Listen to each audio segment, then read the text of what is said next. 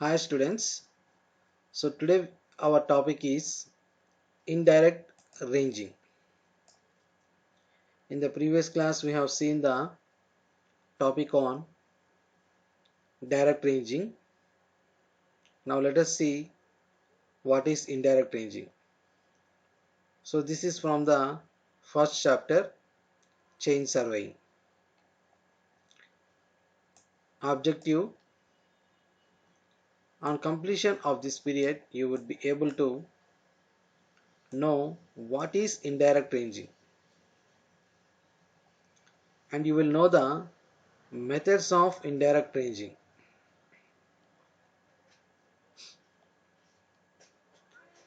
So once we recap, in the previous class we have learned that what is ranging and what are the types of ranging methods. So direct ranging by eye and line ranger we have seen. So now what is indirect ranging? So why this indirect ranging is used in the surveying? Indirect ranging is adapted under the following situations: when the two ends of a line are not intervisible due to high ground or hill. So carefully observe this point. So here it is different from direct ranging. So in the indirect ranging itself you can understand that the ranging which is not intervisible, that means, so see here, when the two ends of a line are not intervisible due to high ground or hill. Suppose you see a hill is there, okay, this is a hill is there, so this is the ground level. So suppose we are having a 2 points as per this example. When the two ends are set, so this is the one end and this is the another end. So if we want to measure the this length, okay, so in this case the hill is an obstruction, so we cannot see here. So that's why we are saying here it is intervisible. Okay, so example also given, that is due to high ground or hill. So same like this, a ground also will be there or hills also will be there. So now how to measure this length? So we will use this indirect ranging. So here, when the ends of a line are not distinctly visible from one another, so from seeing from this point we cannot see the another point, that is named as A and B. So this A will be not visible to B and B will be not visible to A. So an obstruction is there. It is a hill or a ground or any structure. So in these cases we can use the indirect ranging. And in case of wooded field, so that is nothing but a forest areas or any trees. So in that places we can use this one. So let us see the methods of indirect ranging. So what are the methods are there? Let us see now. There are two methods of indirect ranging. So carefully observe here. We are having the two methods in indirect ranging. First one is called random line ranging. The first one is called random line ranging. What do you mean by random? Not serial wise. It is one after another after. Okay. So that is called random. And the next one is reciprocal ranging. So in your syllabus, the reciprocal ranging is very important for the examinations. So this reciprocal ranging is asking in the every time in the examinations.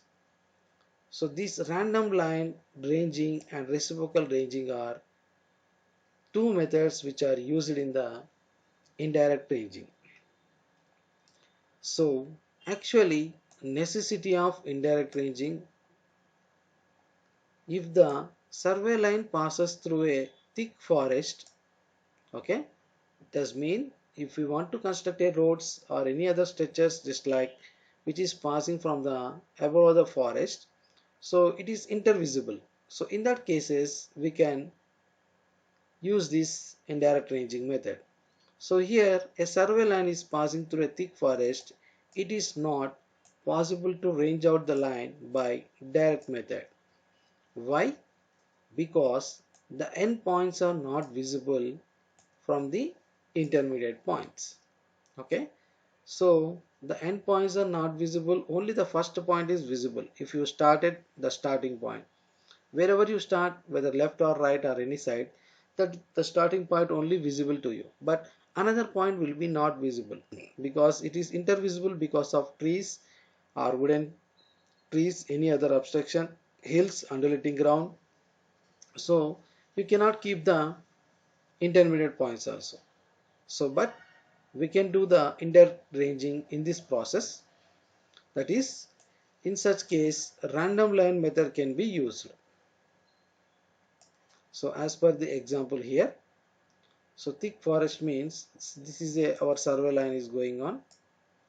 Okay, so we are having this is the forest area. So this survey line which is going, you cannot see the another point. This is B point and here A point is there. So totally trees and obstructions are there. So in this case we are using random line method. That is, let us see now. So this is the diagram. You can see now a P is the point. Okay, this is a P is the point. So you can see here the chainage line which is to go, this is our route. Wherever the forest, the wooden trees are there, this is the line we have to go. Okay, so here this is the chainage line we have to go. But what we are doing here, we are taking the keeping the points. These are called S and are called intermediate points between P and Q. Okay, here P, S or Q are not visible, but we will take where the gap is between the trees or any forest clearance. So here you can see by keeping the S dash point and R dash point and Q dash point. So from P you will be sighting the object S dash. Okay, so with that we will keep the point perpendicularly to S. Then you will get the S point. Here P, S dash are visible because it is clear. Okay, so but P, S is not visible. So that way, so keeping that on S dash, we will be extending this line to the S. This point we will get. And next again from S, we will keeping to the R dash. And again we will be taking the perpendicular 90 degrees angle to the point R. Then you will get the R point also. Then again from S dash to R dash and R dash to Q dash, we will be sighting with our ranging rod. So then again taking 90 degrees angle, you will get the Q dash, Q. So meanwhile, we will be getting now the length of the P, S dash, R dash and Q dash. The total length of the, you will be getting this is called random line ranging. So in certain cases we are using the 90 degrees parallel. So here we need the cross staff. Okay, or we are using the chainage method also. So next you can see, let PQ be the survey line through a thick forest.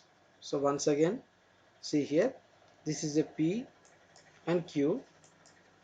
Okay, and next range a random line PQ in the estimated direction of the line PQ such that PQ is clear of the trees and Q is visible from Q dash. So that is, as I have told now, so PQ dash is clear of the trees and Q is visible from Q dash. So that you can see here, this is P and Q dash are visible. This P and Q dash are visible. so that q dash q will be visible, so that we can extend this line to perpendicular. So meanwhile, erect perpendicular q dash q on pq dash. So that is what I have said now. We should erect the perpendicular 90 degrees line to the q. And the next, the distance q dash q is measured. So where the distance is there, so here you can see this is a q dash and q. So we will be measuring this distance also. We will be getting this total length and this length. So it is the random line ranging method. So if you get the two lengths, then we can find out the this length also by using the triangle method. And next, PQ is equal to root of PQ square PQ dash square plus Q dash Q square. This is the our Pythagoras formula to find the length of the PQ. So we will get the this angle formula, nothing but per the Pythagoras formula. Okay. So in this way we have to do a random line method. So the next, let us see now.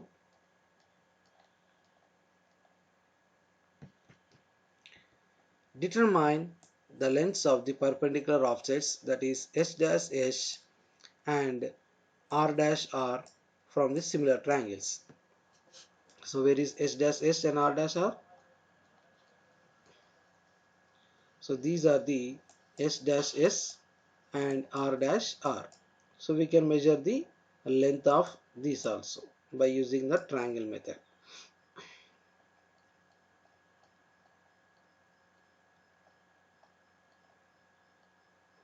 So from triangle PSS dash and PQ dash Q, we will get S dash S is equal to PS dash by PQ dash into Q dash Q. From triangle PRR dash and PQQ dash is equal to R dash R is equal to PR dash by PQ dash into Q dash Q. So that is layout perpendicular offsets S dash S and R dash R after clearing the trees. So we will be layouting the perpendicular offsets S dash S and R dash R after clearing the offsets, and measure the distance S dash S and R dash R accurately.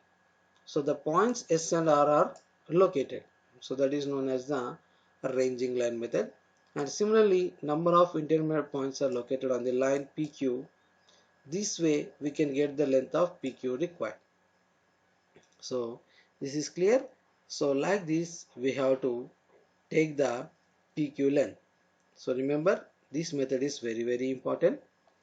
And the next is reciprocal ranging. So this is a method, another one. So before going a reciprocal ranging, so here you can observe the perpendicular offsets S dash S and R dash R, which are here in the lines. So these are the lines you can see. Okay, this is S dash S. So after clearing these trees, we can be taking the length of this, and meanwhile R dash R also we will be taking the length.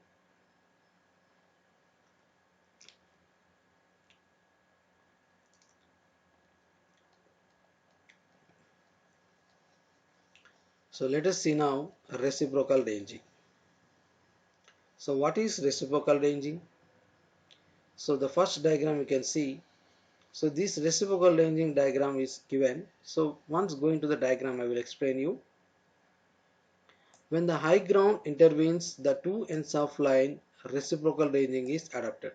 So just now what I have said in the previous topic, that is when the two intervisible points are there, any height object just like hills or any mountains or undulating ground, so in that places the reciprocal ranging method is adopted.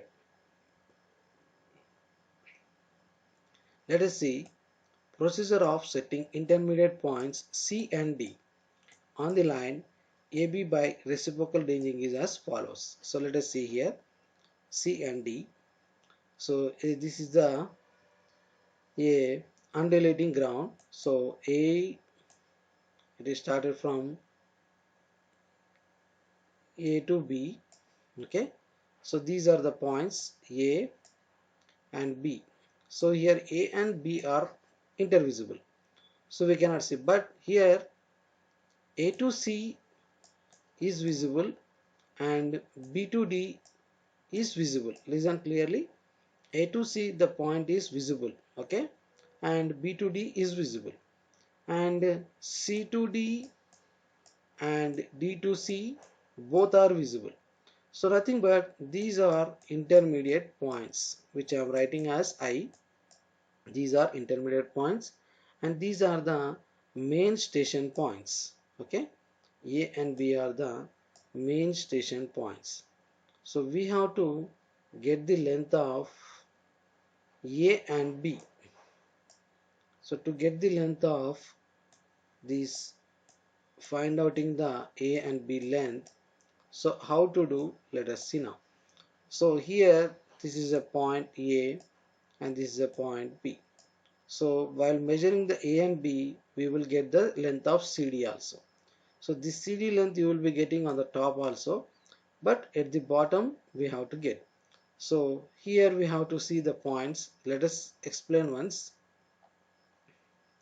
C and D on the line AB is reciprocal F1. Let AB be the two stations with rising ground or hill. Okay. So as AB is on the ground and between them, and next two chainmen with ranging rods take up position at C1 and D1. So where is C1 and D1? So I will change the colors for this. So I will keep the red. So C1 and D1. Let us go back. So where is the C1? Here. So here this point is called C1. So at this point C1 and this one point is D1. Okay. So from A, that is called at the C. This point C, we will keep the C1 point. Name it as C1. Okay. So from A, you will be bisecting the angle to C1 point. Okay. Then after, what you will do? C1 and D1. Okay. We have to take the points C1 and D1. So C1 will be visible to the D1 point. So here D, at D, they will be D1. Okay. So from B also, this D1 point will be visible. So by taking these C1 and D1, then after the next chainage line will be changed to, let us go by step. The chainman at C1 can see the ranging rods at D1 and B. So who is the chainman at C1? C1 can see the ranging rods at D1. So where is the C1 and D1? So let us observe here. So this is the C1. C1 can see D1 and D1 can see B. And next, the chainman at D1 can see the ranging rods at C1 and A. So same like as C1 and D1. So here D1 and C1 can see. So that is D1 can see. Where is the D1? So this D1 can see C1. Okay. D1 can see C1 and C1 can see A. Clear? So after that again, so we have to change here. The two chainmen then proceed to line in each other alternately. So they should go by proceeding the line alternately. So that is, the chainman at D1 directs the chainman at C1 to C2 in line with A. Okay, observe this point very carefully. Here the chainman at D1. Where is the D1 here? So let us see. D1 directs the chainman at C1 to C2 in line with A. So here we can, once we go back to the diagram. So here this D1, this point will be directing to the C1. Okay, he will be directing to the C1. Then this C1 will be directing to the C2. This point is called C2. Okay, from here you will be keeping the point ranging rod with a distance that is termed as C2. Then after this C2 will be bisecting to the A. Okay, so from C1 it is came to point C2. The ranging rod was first kept at the point C1. Then from C1 it is came to the C2 by seeing with the direction D1. Okay, D1 point will be same like that only. It will be not changing. So from D1 it is came to the C2. Now next,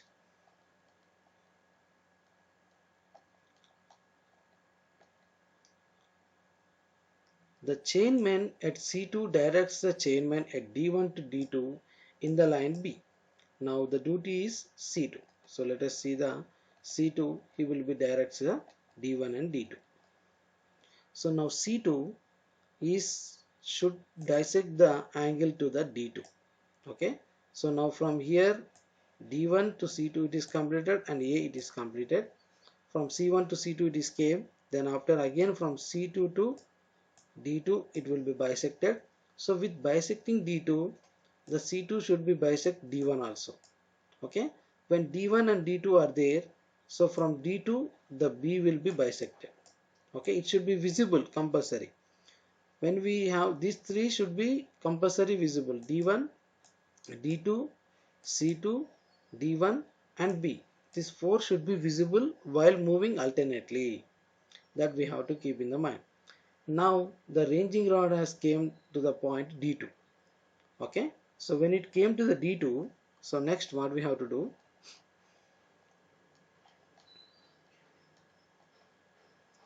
by successfully directing each other into line, their positions will be changed until finally they are in the same line AB. So that means, so next process what will happen, I will explain you. So now here the D1 D2 is obstructed to the C2, so B point. Then next again from D2 the ranging rod should be sighted to the point C3. Okay, so this C3 should be visible to the C2. Okay, C2 should be visible to the C3, whereas D2, and these three should be visible to the point A. Alternately again here these four should be visible: A, C2, C3, D2. Now again it has came to the C3. Now this C3 should be visible to the direction B. Okay, whereas this D2 should be visible to the point B, and this C3 should be point visible to the A. Then again this A will be sighting to the direction, so this 3 okay, so from D2 the C3 will be moved. Okay, again from C3 A will be moved. So here we can see the directions A, C3, C2 and D2. Now next D2, C3, B. Now again from C3 the point should be come to the point C. This is the actual point 3. So while coming to the point C, this C3 and D2 should be visible, whereas A should be visible, and here A should be visible to the point C. So like this A, C, C3, these three should be visible to keep this C point.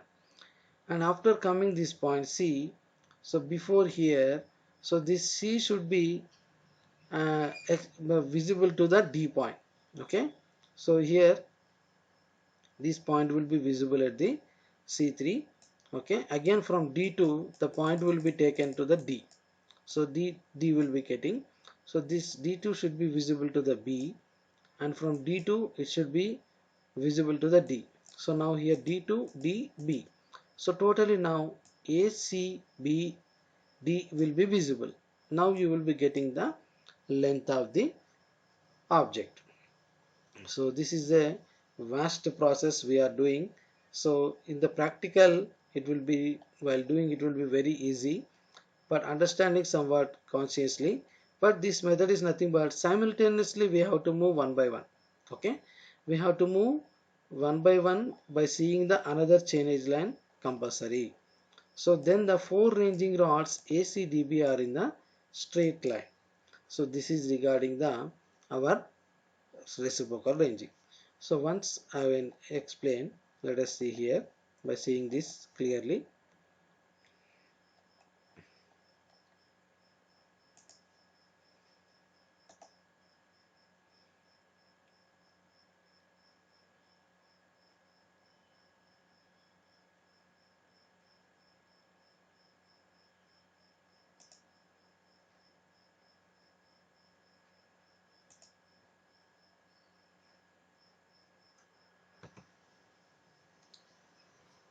So let us see once again. I will be explaining you here. This is very important diagram.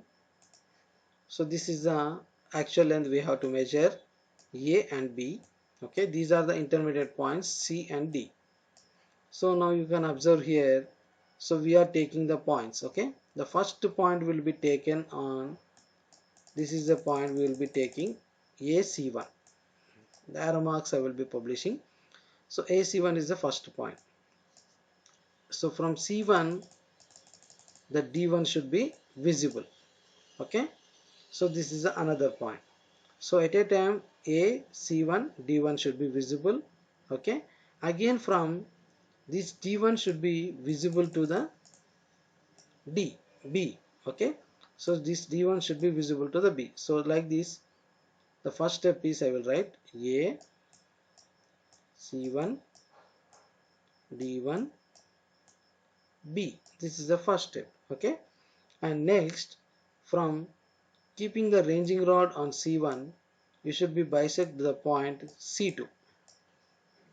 Okay, so by seeing with C1 to C2 the point, then C2 should bisect the point D1.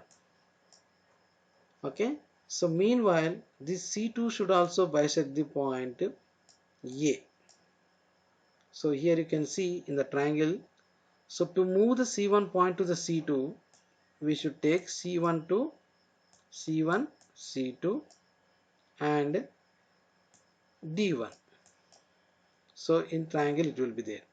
So after that again, so when it is came to the C2, so from C2 by taking D1 and D2, okay, by taking D1 and D2, this C2 should be side the object to the D2. Okay, from D1 and D2 and from D1 to C2, it should be bisect the object to the D2. So and then again this D2 should be object side to the B. So that is by taking here D1, D2, you will get C2 and B. So now the where is the point is there? We are at D2. So now from seeing D2, okay, so by obstructing the point C2, okay, from C2 will be visible to A, whereas D2 will be visible to B. Okay, so again from D2 we have to obstruct a point C3. Okay, this is the point we have to keep the C3. From C3 we have to cross check the point C2 whether it is visible or not. So that we have to write this step C3, C2 and D2. Okay, so up to here it is there, and this 3 C3 should be visible to A. So next it will be the C3 will be visible to the C3A. So now the C3 point we have came. So now from C3 our ranging rod should bisect the point B, whereas A.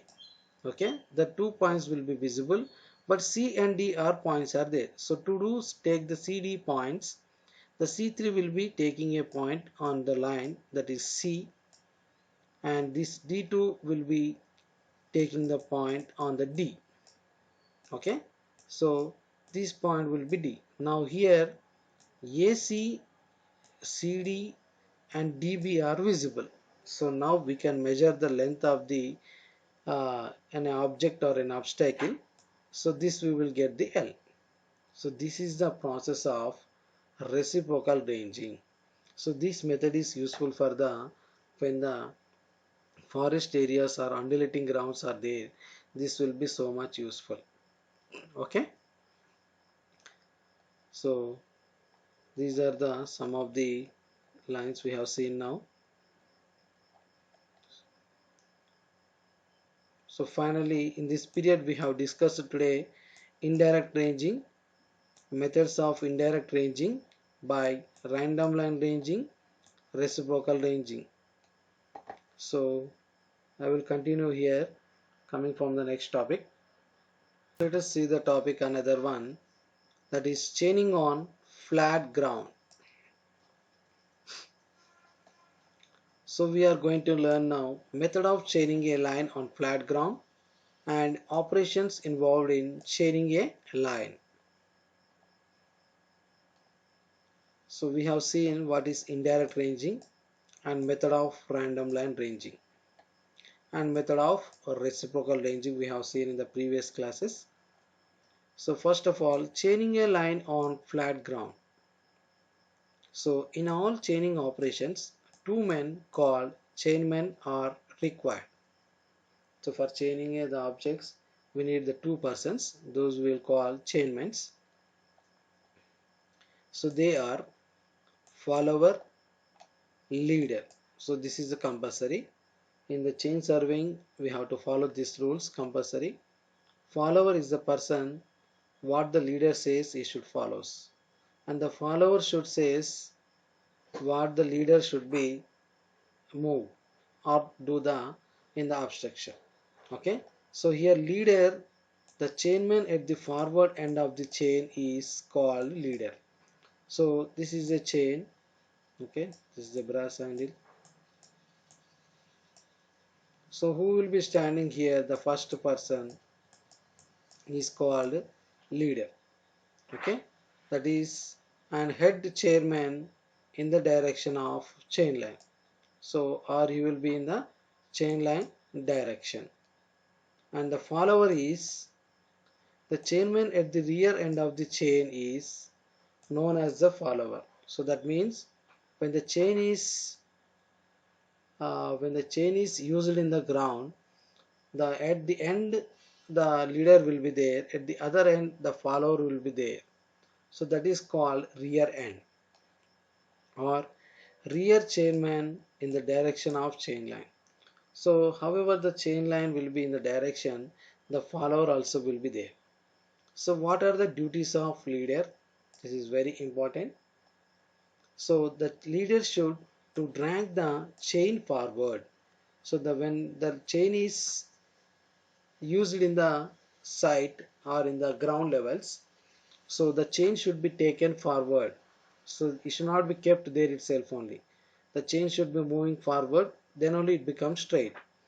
And next, to insert arrows at the end of every chain length. So we have to keep the at the end of the chain lengths, that is starting end and at the end of the chain, because to know the length of the chain and to the measuring points or keeping the points on the chain. So to obey the instructions of follower. So the duties of leader should follow the instructions of follower also, because leader should follow follower obstructions, follower should follow leader obstructions. Then only the site survey will be going very pleasantly.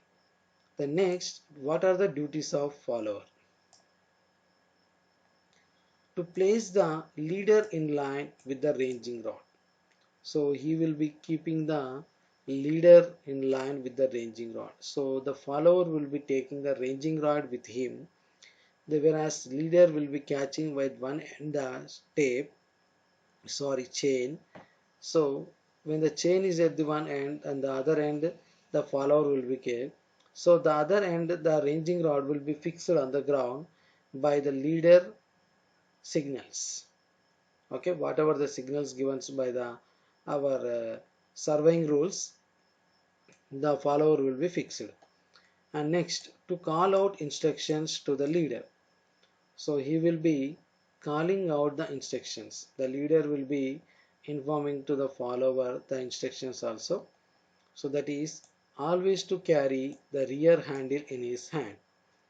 So the follower should be carry the other end of the chain handle compulsory in his hand. So to pick up the arrows inserted by the leader. So he should be keep the arrows at between the points where the tallies are there or any marking boundaries points are there. At the point the leader should be kept. So these are the duties of follower. And can you guess who must be more intelligent? The chainman who is more intelligent and experienced should be selected as the follower. So here the follower is the main person.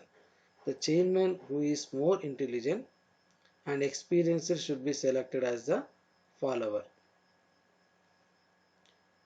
Next, unfolding the chain. How you will be unfolding the chain?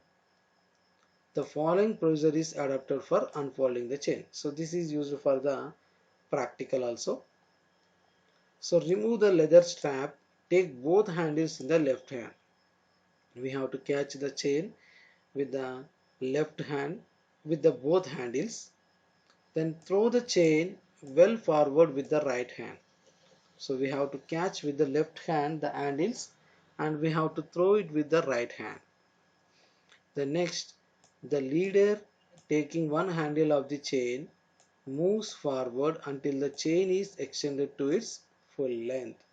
So the leader will be taking one handle of the chain and he will be moves forward until the chain is extended to its full length.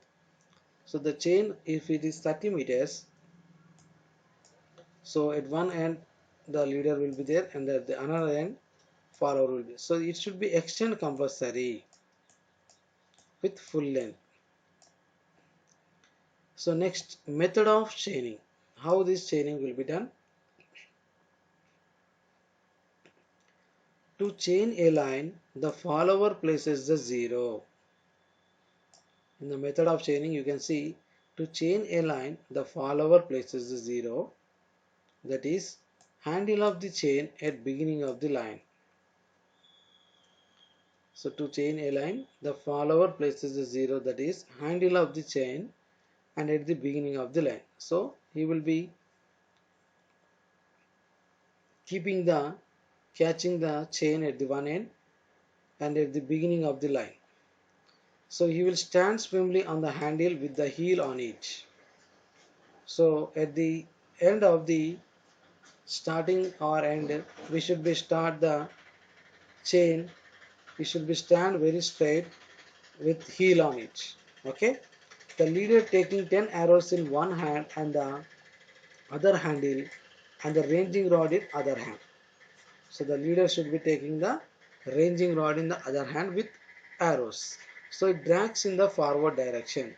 So taking the chain to the other direction, it will be the forward direction. So next is method of ranging.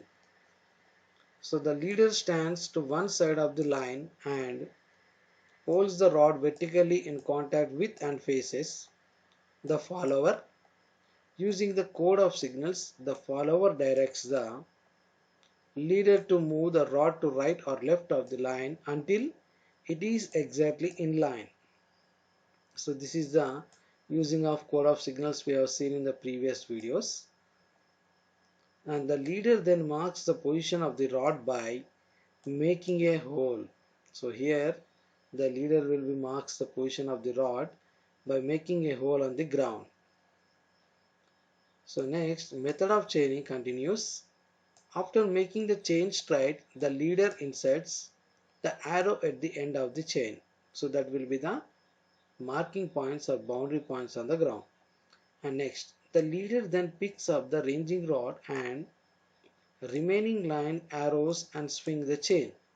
Swing the chain means the chain should be swing like this and it will become straight. Okay. The follower carrying the rear handle comes up to the arrow, calls out chain or tape to give warning to leader that he has reached a chain length. So when the chain length is approximately given on the reached its chain length on the ground, then we have to warn to the leader. So we have to call out the chain or tape to give warning. So then the rear handle will be comes to the arrow. So in method of ranging, the follower holds the handle against the arrow and the leader drags the other handle of the chain. So this is the process here. So we will be continue in the next class.